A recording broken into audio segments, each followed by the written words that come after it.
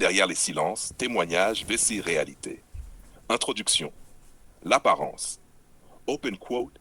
Il a effacé ses commentaires. Il ne me parle plus, il m'ignore. Close quote. C'est ce qu'elle dira.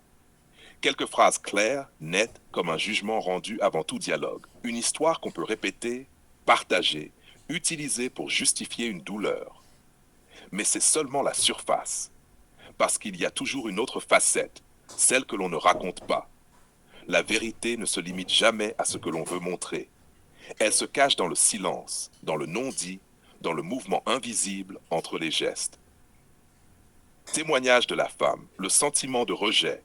J'ai eu l'impression qu'il m'ignorait. Je voyais ses interactions avec les autres, mais jamais avec moi.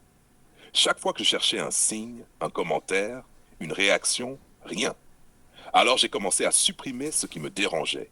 Les commentaires, les publications, tout ce qui me faisait sentir exclu. La frustration croissante. Je voulais qu'il comprenne ma douleur. Je pensais que le silence ou la suppression le ferait réagir. Mais il ne réagissait pas comme je l'attendais. Je me sentais seule, incomprise, victime d'un rejet invisible. Le non-dialogue. Je refusais de discuter. Chaque question, chaque tentative de confrontation semblait inutile. Je pensais qu'il fallait que le message soit reçu par lui, même sans mots. Projection de sa souffrance. À chaque effacement, à chaque absence, je me voyais comme la victime. Lui était celui qui ignorait, celui qui fuyait.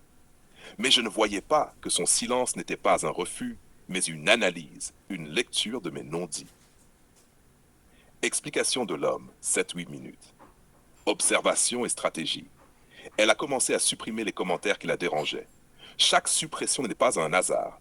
Elle a ouvert une boîte de Pandore et choisi d'éviter le dialogue. Et moi, j'ai observé, j'ai analysé. Je n'ai pas forcé. Je n'ai pas couru derrière ce qu'elle fuyait.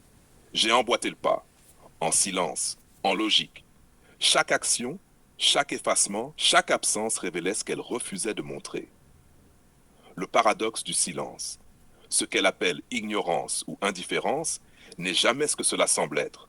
Le silence est un filtre, un miroir. Dans ce vide apparent, je lis tout, ses peurs, ses blessures, ses contradictions. Je ne combats pas le chaos, je l'observe.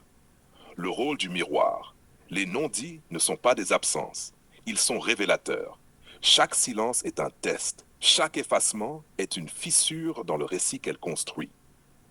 Et dans ces fissures, je comprends plus qu'elle ne le croit. La logique crue de l'homme. Celui qui voit le fil invisible n'est jamais vraiment victime. Celui qui décèle les strates cachées, qui lit entre les lignes,